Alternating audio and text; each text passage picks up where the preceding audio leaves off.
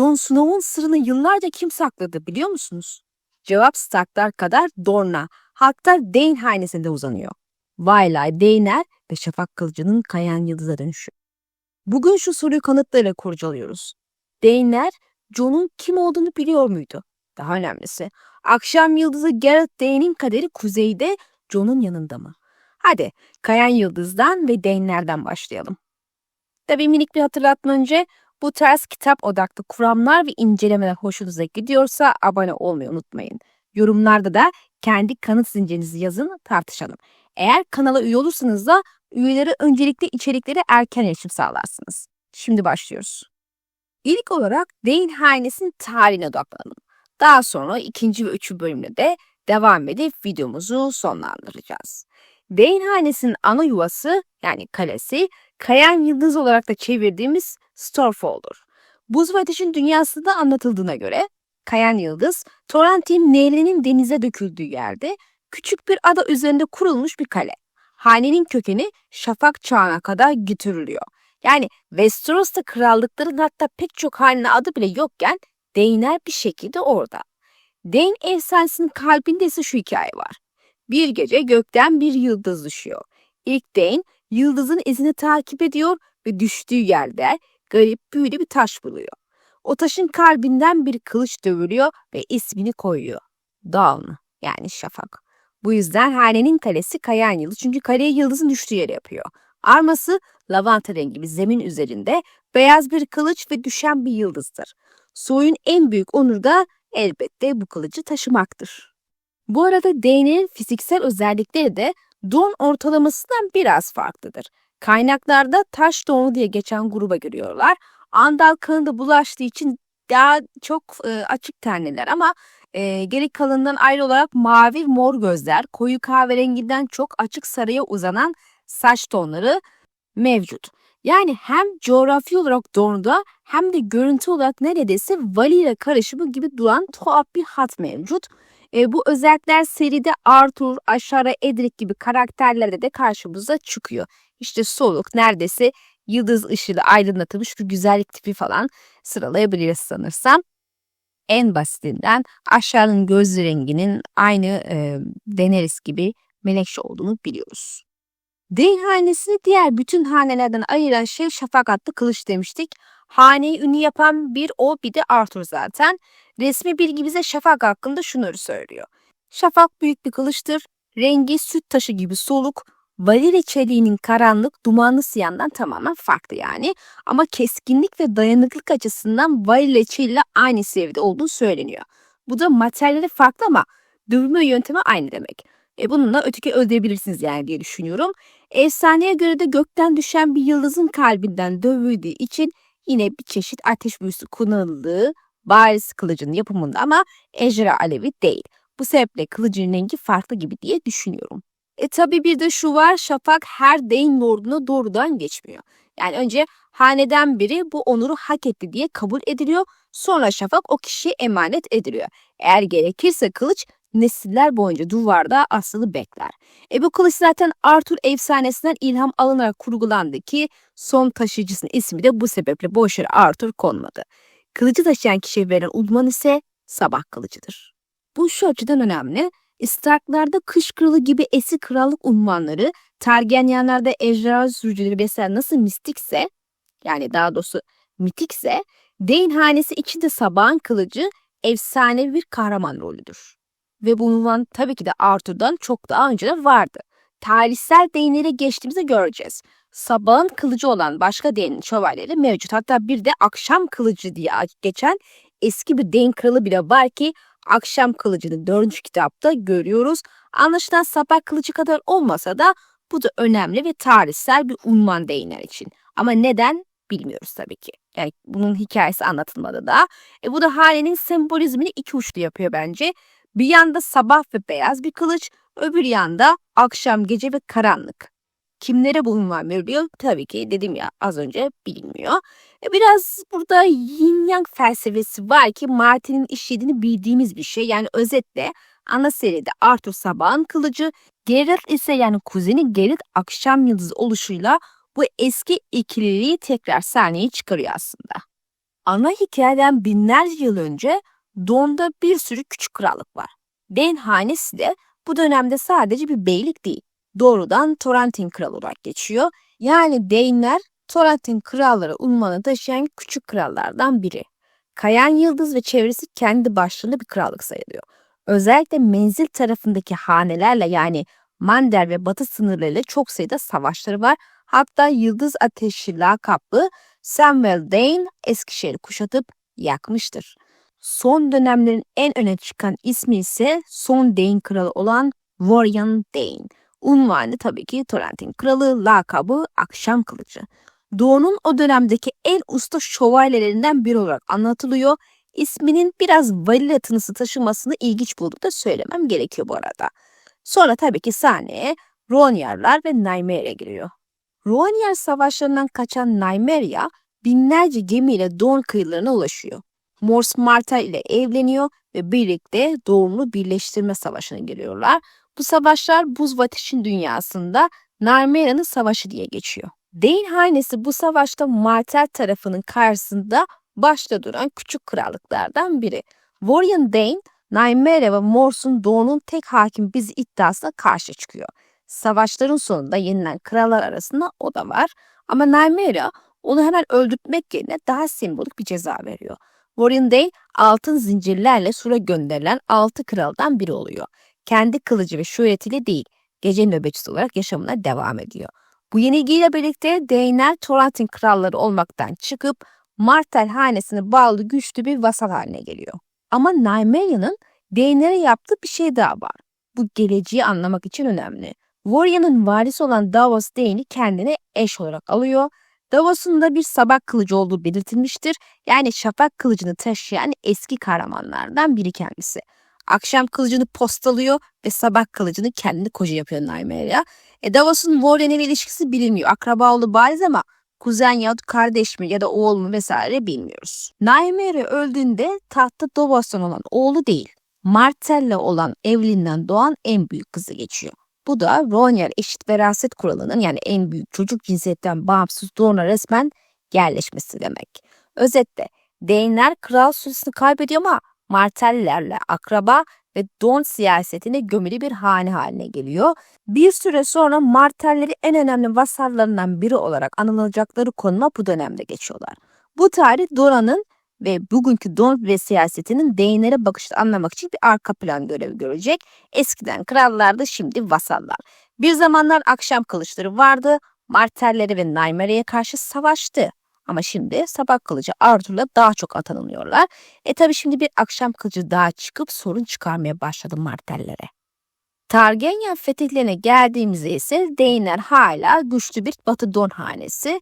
Aegon'un fetih döneminde adı geçen Joffrey Dane yine sabah kılıcı unvanı taşıyor ve Eskişehir'e saldıran bir ordunun başında yer alıyor. Yani Dane'ler Targaryen-Dorne ilişkilerinin erken dönemlerine de sağdalar ve bu sefer Targaryenlara karşı savaşıyorlar.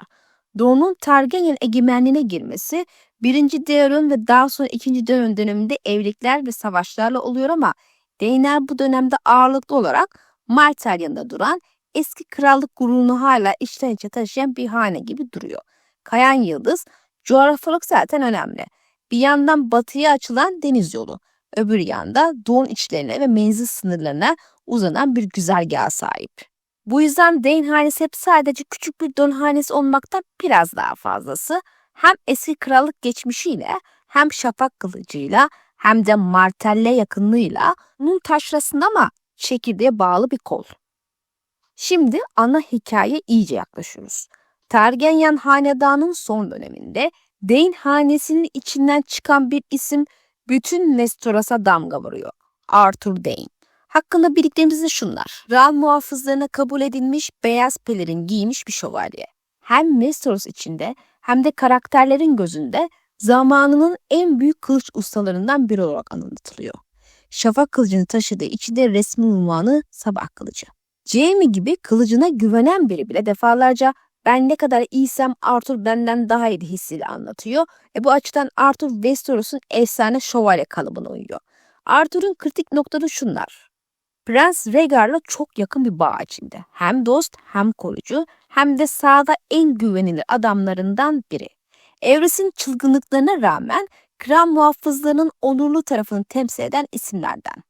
Şafak kılıcı ile ilgili görülen en net sahne Ned'in kulu rüyasında bize gösteriliyor ama ateşli bir rüya olduğu için orada yaşananlar tamamen gerçeği yansıtmıyor demişti Martin. Onu da eklemiş olalım. Ned rüyasında Doğu'nun kırmızı dağlar arasında bir kulenin önünde Arthur Dayne'i, Garrett Hightower'ı ve Oswald Vent'i görüyor. Arthur şafağı kanından çektiğinde kılıç süt taşı gibi soluk ve ışıkla dolu olarak tasvir ediliyor. Üç beyaz pelerin kulenin önünde 7 Stark adamına karşı duruyor. Tarihi açısından önemli olan şu. Arthur 3 dişli mızrakta Robert'ın karşısında savaşmıyor. Rhaegar orada ölürken o orada yok. Kral toprakları düşmüş, Aerys ölmüş. Elia ve çocukları katledilmiş. Buna rağmen Arthur 2 kral muhafızı arkadaşıyla birlikte doğumda bir kulenin önünde sonuna kadar nöbet tutuyor. Yani Arthur Dayne Targaryen hanesinin düşüş anında bile Rhaegar'ın son sırrını korumakla meşgul. Bu sır da doğrudan Lyanna ve Jon meselesine bağlandığı için Arthur üzerinden Dayne hanesinin Jon'un kökenine ne kadar yaklaştığını görebiliyoruz ama ona 2. bölümde geçeceğiz. Dayne hanesinin son çağdaki bir diğer önemli ismi Arthur'un kız kardeşi Ashara Dayne. Onu şöyle tanıyoruz. Dorne doğumlu ama Targaryen sarayına çok yakın bir soylu kadın. Elia Martell ile arkadaş, Elia'nın nedimesi olarak sarayda bulunuyor. Harry'nin turnuvasında Stark kardeşlerinden biriyle bu kişi Ned dans ettiği, gönlünü kaptırdı, hamile kaldı, sonra doğurduğu kız bebeğini kaybettiği tarzında bir sürü söylenti var. İsyan sonrasında dair gelen en yayılan rivayet ise abisi Arthur'un ölümü, bebeğini kaybetmesi, savaşın genel yıkımı yüzünden Ashara'nın kayan yıldızdaki bir kuleden kendisini denize atarak intihar ettiğiydi. Bu kısmın altı özellikle çizilebilir. Ashara'nın intiharı gerçekten oldu mu yoksa sadece bir hikaye mi? Belli değil. Ama Dayne hanesinin isyan sonrası dramatik çöküşünü simgeleyen bir olay gibi duruyor. Şimdi en kritik ana geliyoruz. Robert'ın isyanının sonu. Olanlar tarihi sırasıyla şöyle. 3 dişli mızrak savaşında Rhaegar ölüyor. Tywin Lannister kral topraklarını yağmalıyor, Aerys öldürülüyor, Elia ve çocukları katlediliyor, Robert demir taht alıyor. Bu sırada Arthur Dayne'lerde 3 dişli mızrakla değil, kral topraklarında değil, Kayan Yıldızı da değil. Arthur Garrett Hightower ve Oswald Vent ile birlikte Doğu'nun Kırmızı Dağları'nda kulede Lyanna'yı koruyor. Eddard Stark yanında getirdiği adamlarla birlikte oraya gidiyor. Kule önündeki çatışmada Stark adamların çoğu ölüyor ve sadece Ned ile Howland hayatta kalıyor. Arthur ve diğer kral muhafızları da orada düşüyor, öldü deniyor ama ben açıkçası bu kısma şüpheyle yaklaşıyorum. Detaylara girmeden Dayne tarihi açısından şu 3 nokta önemli. 1. Arthur'un son görevi. Resmi olarak kralı korumak değil. Çok muhtemelen Rhaegar'ın Lyanna ile birlikte sakladığı son sırrı korumak. 2. Şafak kılıcı Arthur'la birlikte kaybolmuyor, kılıcı Eddard alıyor ve kayan yıldıza geri götürüyor. 3. Ardından Ashara'nın intihar söylentisi patlıyor. Dayne hanesi hem en büyük şövalyesini hem de saraydaki siyasi bağını hem de içsel dengesini kaybediyor. İsyan bittiğinde tablo şöyle. Eski Toronto kralları artık iyice geçmişte kalmış durumda, parlaklıkları sönmüş. Dayne'ler Martell'e bağlı bir hane ama Targaryenlere verdikleri en büyük şövalyeyi ve Don saray hattındaki en önemli soylu kadınlarını kaybetmişler. Şafak yeniden kayan yıldız da sessizce bekliyor ve bir yerlerde Doğu'nun bir kulesine doğmuş bir bebeğin varlığı Dayne hanesinin kaderine görünmez bir çizgi ekliyor. Bebeğin kim olduğunu zaten biliyoruz. Şimdi 2. bölüme geçelim ve Dayne hanesi ile Jon arasındaki bağlantıya odaklanalım. Neşe Kulesi sahnesini genelde Stark Targaryen tarafıyla konuşuruz. Ned, Lyanna, Robert, Rhaegar ama orada bir hane var ki gölgede kalıyor. Dayne hanesi. Sabahın kılıcı Arthur Dayne'in öldüğü kule, kayan yıldıza geri dönen şafak kılıcı Jon'un süt annesi Vayla. Jon'un süt kardeşi Edric Dayne. Bütün bunlar üst üste gelince şu soru ister istemez ortaya çıkıyor. Dayne'ler Jon'un gerçekte kim olduğunu biliyor mu? Buradan parça parça gidelim. Dayne-Jon bağlantısı aslında tek bir sahnede açılıyor. Arya'nın kardeşlikle dolaştığı dönemde Edric Dayne'e yaptığı sohbet. Hızlıca hatırlayalım. Süt kardeşiyiz, kan değil. Ben küçükken Lady annemin hiç sütü yokmuş. Bu yüzden beni Vayla emzirmiş. Ailenin kafası iyice karışmıştı. Vayla kim? Jon Snow'un annesi. Sana hiç söylemedim mi? Vayla yıllar boyunca bizim hizmetimizdeydi. Ben doğmadan önce başlamış. Bu 3 cümle bizim için altın değerinde çünkü 3 şeyi birden söylüyor. 1. Edric ile Jon süt kardeş. Yani Jon sadece bir Stark piçi değil, Kayan Yıldız çevresindeki bir ailenin bebeğiyle aynı sütü emmiş bir çocuk. Kan değil vurgusu da özellikle komik ama Edric akraba izlemek isterken bile soy bağını karıştırıyor. 2. Vayla Dane hanesinin uzun süreli hizmetkarı. Yıllar boyunca bizim hizmetimizdeydi. Ben doğmadan önce başlamış. Yani Vayla, Edric doğmadan önce bile Kayan Yıldız'da. Jon da Edric'ten biraz büyük. Bu zaman çakışması zaten rastgele değil. 3. Vayla'nın Jon'un annesi olduğu hikayesi Dane tarafında da aynen anlatılıyor. Edric bunu ailesinden duymuş gibi konuşuyor. Jon Snow'un annesi diyor. Yani Ned'in Vayla hikayesi ki Robert'a söylediği hikaye bu. Yalnızca kuzeyde değil doğuda da resmi anlatı. Buraya bir de Ned Robert konuşmasını ekleyelim. Robert Jon'dan laf açtığında Ned'e şöyle soruyor. Sen eskiden de çocuk değildin diye homurdandı Robert. Ama bir keresinde adı neydi kızın? Şu senin hak kızının. Becca? Hayır o benimkilerden biriydi. Tanrı onu korusun simsiyah saçlar kocaman gözler. O gözlerle boğulabilirdin. Seninkinin adı Lena? Hayır söylemişti ama Merli miydi yoksa? Hangisinden bahsettin biliyorsun? Şu senin piçin anasını soruyorum. Adı Vayla'ydı dedi Ned soğuk bir nezaketle. Ondan bahsetmemeyi tercih ederim. Vayla evet dedi kral. Sırtıyordu. Yani Ned kralına bile aynı hikayeyi satıyor. Vayla bir kadın vardı. Jon'un annesi oydu. Daha da konuşmayalım. Dolayısıyla ilk çıkarım şu. Vayla gerçekten var. Dane hanesinin çevresinde uzun yıllar yaşamış bir kadın. Edric ile Jon'un süt kardeş yapan kişi. Ama Jon'un annesi rolünde olması Ned'in uydurduğu bir kalkan hikaye gibi duruyor zaten. Ki Jon'un ebeveynini bildiğimiz için öyle olduğunu biliyoruz. Daha evvel Jon incelemelerimde söylemiştim. Gerçekte Jon, Veliaht Prens Rhaegar Targaryen ile Ned'in kız kardeşi Lyanna'nın oldu. Bunu tam olarak Ned muhtemelen Howland Reed ve Jon'un süt annesindeki muhtemelen isim Vayla bilmektedir. Burada güzel bir üçlümüz var yani. Ned planı yapan, Howland kulede onunla birlikte hayatta kalan tek tanık. Vayla doğuma ve bebeğin yakına yardım eden, süt veren şahıs. Bu kadın madem ki Dane hanesinin hizmetinde o zaman onu en başta Neşe Kulesi'ne gönderen yahut Ned'e veren de Dane'lerdi. Tabi bunun da ebeyleri falan var, hizmetkarları falan var. Neşe Kulesi'nde prensin ve Lyanna'nın tüm ihtiyaçlarını gören Dane hanesi değilse haliyle başka kim olabilir ki? Bu lojistik bağlantıyı kuranların Lyanna ve bebeği bilmeme şansı var mı? Bence yok ama farz edelim ki biraz onlardan bile bir şekilde sırrı sakladı. Yine de bağlantıyı kurmaları zor olmazdı. Şimdi bu senaryodan ilerlersek Dane'ler ne biliyor olabilir sorusuna daha soğukkanlı bakalım. Elde şu gerçekler var. Arthur Dane kral muhafızı olarak 3 dişli mızrakta değil kulede ölüyor. Arthur'un kardeşi Ashara, Elia üzerinden Targaryen sarayına bağlı Hernol'da Stark'larla iç dışlı olmuş bir kadın. Ned kuledeki çatışmadan sağ çıkıp şafak kılıcını kendi eliyle Kayan Yıldız'a geri götürüyor. İsyan sonrası Dane hanesinin içinde bir Arthur gitti aşağı intihar etti şafak geri geldi ama eski günler bitti havası var. Şimdi bunu Edric'in babası olan Dane yani Arthur'la Ashara'nın ağabey Dane gözünden düşünelim.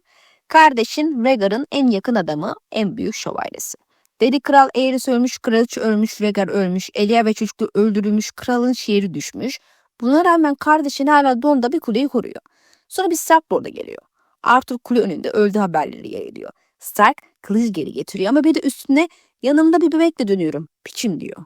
Bu tabloyu gören bir Dane için Rhaegar'ın Lyanna ile Dorne'da saklandığını, Arthur'un o kuleyi Lyanna'yı ve bebeği koruduğunu, Ned'in hem arkadaşın hem de bebeğini alıp kuzeye gittiğini tahmin etmek gerçekten de zor bir şey değil. Özetle Dane hanesinin Jon'un tam adıyla kim olduğunu bilmesi şart da değil. Ama Rhaegar'ın Lyanna'dan olan oğlu Ned'in piçi diye büyüttüğü çocuk şeklinde olayı çözmüş olmaları gayet de mantıklı bir çıkarım olurdu. En azından Alyria gibi bir hala ve Edric'in babası seviyesinde bu bilginin dedikodu değil ciddi aile sırrı olma ihtimali yüksek. Gerçekçi olalım ki herkes Vayla'nın kendi hizmetkarları iken Ned'den çocuk sahibi olmayacağını bilebilir. Sürekli yanlarındayken zaten bu nasıl mümkün olabilir ki? Yani Dane hanesini o dönem yaşayan en azından Arthur'un yakın aile üyeleri Jon Snow gerçeğinin gayet farkında ve olayı örtbas etmek için ne de yardımda bulunuyor.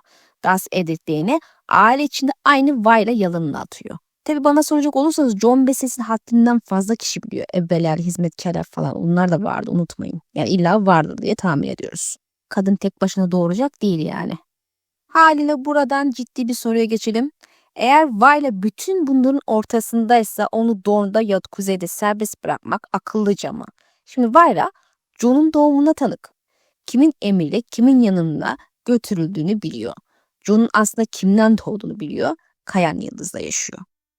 Eğer böyle bir tanık konuşursa Dane hanesinin sırlarını, Ned'in sırrını, Rhaegar'ın son planını, Lyanna'nın akıbetini açığa çıkarabilecek bir bomba haline geliyor. Tabi bahsettiğim o ebeler ve hizmetkarlarda. Yine de Vayla çok farklı ve çok daha özel bir figür. Çünkü Jon'un annesi olduğu bilgisi satılmış. Kral Robert da böyle biliyor. Haliyle Vayla gibi birini sıradan bir süt anne gibi kayan yıldızda bırakmak riskli olabilir. Dorne Westeros'a salmak daha da riskli. Bir noktada ya saklanması, ya öldürülmesi ya da başka bir kimliğe sokulması gerekiyor. Bu üç ihtimali bir bakalım. Şimdi Vayla sessizce ortadan kaldırılmış olabilir. Kaza süsü, hastalık vesaire. Böylece hem Ned'in sırrı hem Dany'in hanesinin utanca gömülür. İkinci olarak Vayla uzak bir yere gönderilmiş olabilir. Kayan Yıldız'dan çok uzak, Essos tarafına ya da başka bir hane hizmetine. Ve üçüncü olarak Vayla sahte kimlikle yeniden karşımıza çıkmış olabilir. İşte bu ihtimal bizi doğrudan Lemora'ya bağlıyor. Essos tarafına geçtiğimizde genç Griff ile seyahat eden küçük kafilede bir kadın görüyoruz. Septe Lemora. Aslında bunun videosunu yapmıştım ama burada da bahsetmezsem olmaz. Lemora'nın özellikle bir toparlayalım. Orta yaşlı, dindar ama çok kasıntı bir septe değil. Esnek, insani, yolculuk ediyor falan böyle. Vücudunda özellikle karın ve göğüs bölgesinde doğum izleri olduğu söyleniyor. Yani en azından bir kez çocuk doğurmuş. Genç Griff'e hem dini eğitim veriyor hem de annelik figürü gibi davranıyor. Konuşmalarında, tavırlarında gerçek bir bakıcı anne havası var. Yani karşımızda çocuk yetiştirme konusunda tecrübeli, doğum yapmış, yıllardır bir prens projesinin yanında duran, kendi kimliği çok açılmamış bir kadın var. Öyle ki Vayla hem Jon'u hem Edric'i emziren bir süt anne, yani bebek bakımı ve saklama işi onun günlük rutini. Don kökenli Kayan Yıldız çevresinde, yani sarayla direkt bağ olmasa da dolaylı olarak bir bağlantısı var.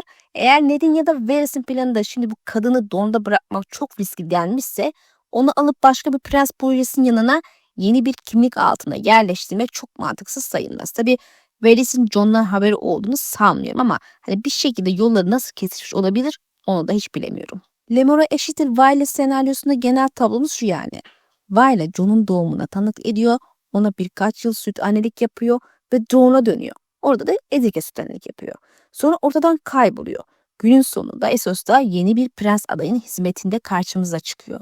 Yani Jon'un sırrını bilen bir kadın yıllar sonra sahte Aegon'un yanına yerleştirmiş olabilir ya kader ağlarını örmüş, Essos'ta saklanırken bir şekilde yolları kesilmiş olabilir. Ben ikinciden yanayım daha çok. Bu arada bu kadının en azından 2 tane çocuğu olması lazım ki süt annelik yapabilsin. Bu da ilgi çekici bir şey. Acaba gördük mü çocuklarını? Bilemiyoruz. Yani tabii ki bu da böyle bir kuram biliyorsunuz ama neden cazip? Çünkü valiyi tek sahnede adı geçen bir süt almaktan çıkartıyor bu kuram. Jon'un sırrı ile Essos'taki prens oyunlarının aynı hat üzerine bağlıyor ve Dany, Jon, Vayla üçgenini genç Griff hattına ek bir köprü yapıyor. Şimdi biraz toparlayalım ve kitapların bize söylediği çıplak gerçeklere bakalım. Jon'un annesi konusunda Ned'in herkese anlattığı hikaye Vayla. Gerçi herkes dediğimde bir Robert anlatmış. Vayla Kayan Yıldız çevresinde uzun yıllar Dane hanesine hizmet etmiş bir kadın. Edric Dane, Jon ile süt kardeş olduklarını, Vayla'nın ikisini de emzirdiğini söylüyor. Arthur Dane kral muhafız olarak Dorne'daki kuleyi korurken ölüyor. Şafak kılıcı Ned tarafından Kayan Yıldız'a geri götürülüyor. Aşara'nın intihar söylentisi Dane hanesinin bu süreçte ağır bir travma yaşadığını gösteriyor. Buradan çıkan makul sonuç, Dane hanesi en başından beri olayı biliyor. Jon'un kimliğine vakıf ve saklanması için yardım ediyor. Ama gerçekçi olursak hane üyeleri Jon şu isimle şu tatlı Maester kadar detayla bilmek zorunda da değil. Ama Rhaegar'ın Lyanna ile Dorne'da saklandığını, kardeşleri Arthur'un bu kuleyi korumak için can verdiğini, Ned'in o kulede hem kılıç hem bebekle döndüğünü, sonra da bu bebeği kendi piçi gibi sahiplendiğini büyük oranda çözmüş olmalı, çok olası bir ihtimal. Her iki şekilde de Dane hanesi ve Jon Snow'un düğümü birlikte atılmış. Jon için yarı Winterfell'le yarı Kayan Yıldızı desek bile abartılı olmaz, zira Don'da da o zaten, hem de bu hanenin kontrol altında tuttuğu bölgede. Bu da bizim 3. bölümde tartışacağımız soruyu doğuruyor. Eğer Dane'ler Jon'un gerçekte kim olduğunu az çok biliyorlarsa ve Don Martel akşam yıldızı çatışmasıyla kaynamak üzere ise bu hanenin geleceği doğuda mı kalır yoksa bir gün yolları gerçekten kuzeye Jon'un yanına kadar uzanır mı? Şimdiye kadar Dane hanesinin nereden gelip nereye kadar gittiğini, Şafak Kılıcı'nı, Arthur'u, Ashara'yı ve Wiley'i konuştuk. Peki bundan sonrası? Yani akşam yıldızı Gareth Dane ne olacak? Ediklerini tekrar görecek miyiz? Kayan yıldızdan kalkan biri gerçekten Jon Snow'un yoluna düşer mi? Buradan sonra 3 katmanlı düşünelim. 1. Şu anki tablo. 2. Doğum içinde olası çatışma senaryoları. Ve 3. Westeros geneline ve Jon'a bağlanan uzun vadeli rol. Şu anki tabloda akşam yıldızı serbest, Daenerys ise gölgede. Kitapların bıraktığı noktada resmi durum kabaca şöyle. Akşam yıldızı Gareth Dane, Marcella olayından sonra yüksek sığınağa kaçmış durumda. Burası Kayan Yıldız'ın en kuzeyindeki Daenerys'e ait başka bir kale. Muhtemelen Geralt'ın ailesi burada yaşıyor. Geralt Marcella'yı yaraladı. Aerys Oakheart'ın ölümüne yol açtı. Dora'nın planlarını berbat etti ya da berbat etme noktasına getirdi. Hem Martell hanesinin hem de Dorne iç barışının baş belası oldu. Arya Hota ve bir kum yılanı olan Obara Geralt'ın peşine düşmek için görevlendirildi. Doran bu işi yüksek sesle intikam şeklinde değil de böyle sessiz bir temizlik operasyonu gibi yapmak istiyor diyebiliriz. Edric Dane en son ailenin yanında gördüğümüz sonra Kayan Yıldız'a dönüyorum diyerek sahneden çıkan küçük bir lord. Ondan sonra pov almıyoruz ama mantıken şu anda Kayan Yıldız'da halasının ve vasalların gözetiminde olsa gerek. Eğer annesi ölmüşse Dane hanesinin yetişkin yöneticisi muhtemelen Alyria Dane yani halası. Siyasi denge tarafında ise Doğu'nun başında Doran Martell var. Zayıf, hasta ama kafası çalışan bir prens. Kum yılanları Oberyn sonrası iyice sinirleri patlamış bir durumda. Savaş, intikam, güç istiyorlar. Daenerys eski kral hanesi olmalarına rağmen bugün Martell'e bağlı bir vasal ama akşam yıldızı yüzünden üzerlerinde şüphe bulutu var. Doran hiç bahsini açmasa da isyan sırasında Lyanna'ya topraklarında ağırlama meselesi de mevcut. Yani sahne şu. Martell Sarayı bu adam çok tehlikeli. Marcella'ya saldırdı. Temizlenmesi lazım. Dane hanesi bu da bizim akrabamız. Yüksek sığınaktan içeriye öylece girip kafasını kesemezsiniz. Burası bizim toprak psikolojisinde illa gireceklerdir. Yani Dorne'da küçük bir iç gerilim hazırlığı mevcut. Tabi burada net bir Doran Dane'lerden nefret ediyor cümlesi yok. Ama satır arası şöyle okunabilir. Dane hanesi tarihsel olarak Martell'le yanında savaşmış, krallıklarından vazgeçmiş, daha sonra vazgeçirilmek zorunda kalmış ama köklerini unutmayan bir soy. Geralt'ın akşam yıldızı lakabı bile hafif bir mesaj gibi. Arthur sabah kılıcıydı. Geralt akşam yıldızı. Biri aydınlık, biri karanlık. Biri gönülde Martell'e sadık, diğeri planı sabot ediyor. Hayranlar genelde Dora'nın Marcella'yı almak için gelen kral muhafızı alayını karşılamak için kurduğu büyük sofrada davet ettiği haneleri güven listesi gibi okur. Daenerys'in bu yakın çember içinde çok öne çıkmaması Dora'nın onlar hakkında biraz mesafeli olduğunu düşündürüyor. Kabaca şöyle diyebiliriz. Daenerys olmadan Dorne haritası tam olmaz. Kayan Yıldız, yüksek sığınak, batı kıyıları. Ama Daenerys'e tamamen güvenmek de zor. Arthur'un Rhaegar tarafında sonuna kadar durması, Ashara'nın Stark Targaryen Dorne üçgenindeki belirsiz rolü, şimdi de Geralt'ın çılgınlığı. Bu da bizi şu noktaya getiriyor. Dane hanesi Dora'nın gözünde tam güvenilmeyen ama vazgeçilemeyen bir hane. Bu hissiyat ileride çıkacak herhangi bir Martell Dane çatışması daha da sert hale getiriyor. Çünkü bu sadece arsız şövalye meselesi değil, aynı zamanda eski bir kral hanesinin gururu ile bugünkü hükümran hanenin ortası arasındaki bir çatışma gibi görülebilir. Şimdi olası gelecekleri tek tek açalım. İlk ve en sade senaryo şu. Hota veya Obara Geralt Dane'i bulur, yakalar, bir çatışma olur ve Geralt ölür. Doran Marcella'nın intikamı alındı, sorun çözüldü der. Dorne içi toparlanır, tahtı da tatmin ederek oyunlarını oynamaya devam ederler. Bunu düşündüğümüz anda akla gelen ilk soru şu.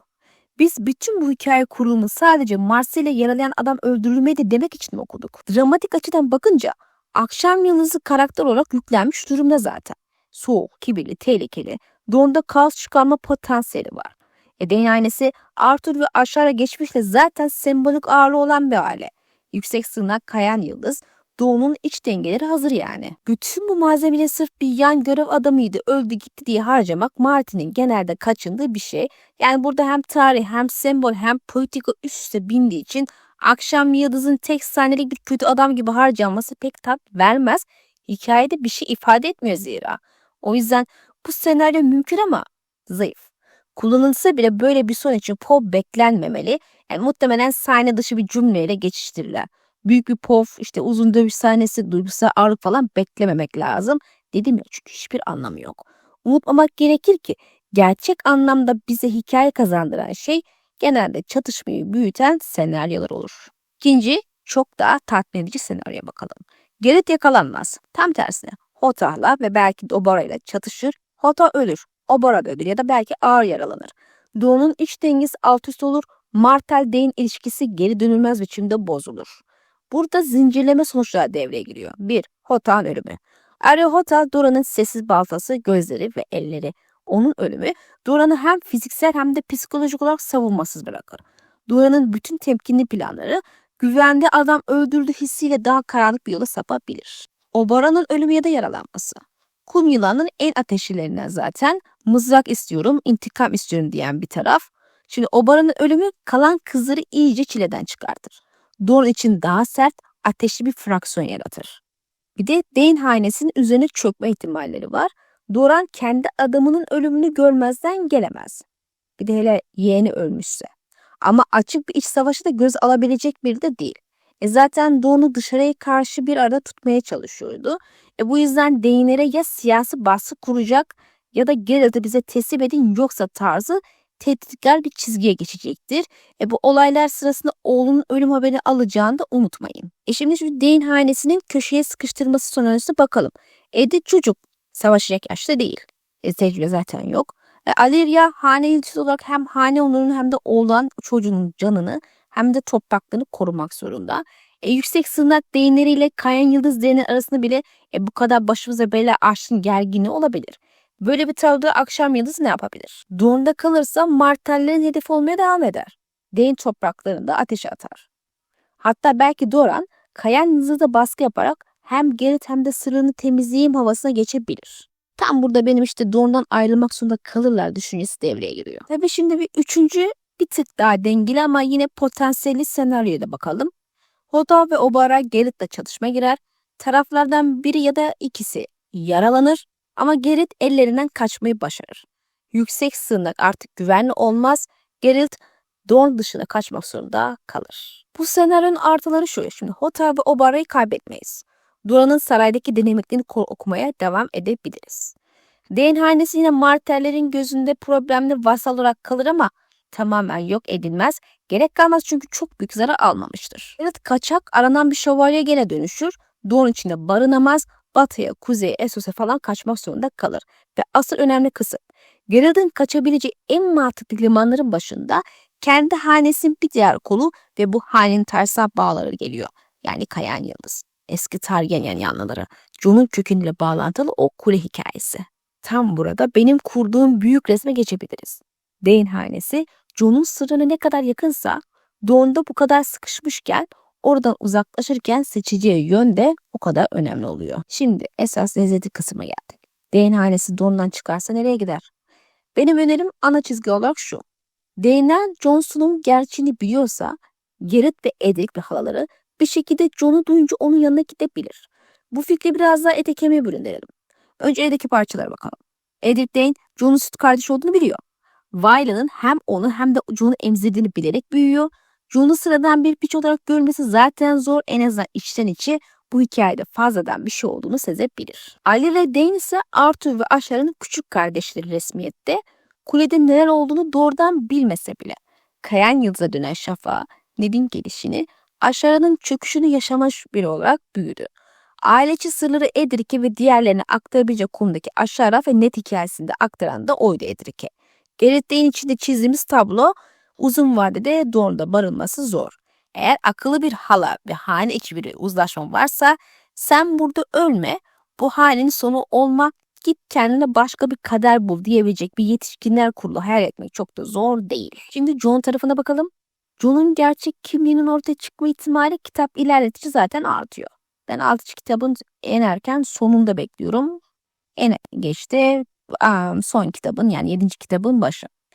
Şimdi Bran'ın göllerinden, Howland'ın ifşalarından, Melissa'nın alev vizyonlarından da çok daha basit bir şekilde Ned'in sırrı sonunda masaya konur. Nasıl olduğunu bir kenara bırakın. Önemli olan şu. Jon'un aslen Rhaegar ile Lyanna'nın oğlu olduğunu açığa çıktı bir anda. Jon bir anda sadece surda görevli bir kuzey piçi değil. İsyanın gölgesinde doğan hem Stark hem Targaryen olan bir figüre dönüşecek ama elbette bu sırrı açığa hemen çıkarmaz, zira hem kuzey hükmedebilmesi için hem de güneyli olası düşmanlarına karşı kendini korumak zorunda. Her şekilde Kuzey Kralı olarak vazifesinin başındayken işte böyle bir anda Dane hanesinin kuvvetle muhtemel refleksi şöyle olur. Arthur'un hayatını adadığı kulede doğan çocuk oydu. Ned'in peçi diye götürdüğü bebek oydu. Vayla'nın yıllarca gizlediği sır oydu. Aile senaryo şöyle kurabiliriz. Dorne'daki sıkışan Gerrit aranıyor ve Daenerys'e baskı var. Jon Kuzey Kralı olmuş ve muhtemelen kendi kimliğini öğreniyor. Jon ve Dany arasındaki organik bağlantı Jon'un Kuzey Kralı olmasıyla Dane hanesi için yön değiştirme fırsatı doğuruyor. Bu yönde çok büyük ihtimalle tabii ki kuzeye doğru oluyor. Gerrit akşam yıldızı olarak doğunun güneş batımından kuzeyin uzun gecesine yürüyen bir figüre dönüşebilir. Alyria, Edric'i alıp senin sütü kardeşinin yanına götüreceğim bile diyebilir ya da o kayan yıldızda kalıp Geralt'ın yanına vererek gönderebilir belki. Yani Edric'i bir daha göremeyeceğimize inanmıyorum açıkçası. Bu çocuk da hikayede bir işe yaramak zorunda diye düşünüyorum. Kısacası hane olarak Martell'lerin baskısından kaçıp yeni doğmakta olan bir krala yaslanmak isteyebilirler. Bu da Dorne içindeki çatırdamalardan ilki olabilir. Böyle bir hareket hikaye şu katkıyı sağlar. İlk olarak Jon'a tanıklık kazandırır. Aegon'un Jon kanıtını, Dany'nin Barristan'ı varsa, Jon'un da Arthur'u tanımış, Ashara'yı tanımış, kule hikayesi bilen bir Dany olur. Jon babası Rhaegar'ı sadece düşmanların ağzından değil, en yakın dostun ailesinden dinler. İkinci olarak Dany hanesi kendi acılarıyla yüzleşir. Kuleyi koruyan adam onların kardeşiydi. Arthur öldü, Şafak geri geldi, Ashara öldü ya da kayboldu. Bütün bu acının merkezinde Jon var. Jon'un yanına gitmek hem Jon'un yanında yer alma hem de kendi yaralarını kapatma fırsatı doğurur. Üçüncü olarak Dorne Kuzey Köprüsü kurulur. Daenerys ve Stark'lar zaten Lyanna, Rhaegar, Ashara net üzerinden dolaylı bağ sahip. Dany hanesi öne çıkınca bu bağ daha da somut hale gelebilir. Bir de tabii işin uzun gece artı sembol tarafı var. Burası tamamen kuramsal diğer her şey gibi ve biraz beyin fırtınası tadında. O yüzden böyle de okunabilir diye ekliyorum bu kısmı. Şu sembollerimiz var.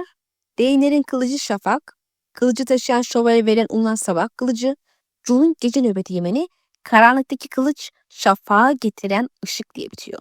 Bütün Azar Ahai vaat edilmiş prens efsaneleri karanlığın ardından gelen yeni bir gün, yeni bir şafak fikrini besliyor. Şimdi burada bazı okurlar şu tarz okumaları çok seviyor. Ne fikir bana ait değil zaten. Hayranların konuştuğu şeyler. Şafak adeta fiziksel ışık getirici. Adı bile öyle. Denhanesi bu kılıcı elinde tutan eski ışık muhafızları uzun gece geri geldiğinde bir yerden bir şafak kılıcının yürüyüp sahneye çıkması anlatı açısından çok tatlı olabilir. Bu noktada Jon'un rolü iki şekilde kurgulanabilir. Bir, şafak doğrudan Jon'un eline geçer. Arthur'un taşıdığı kılıcı Jon taşır.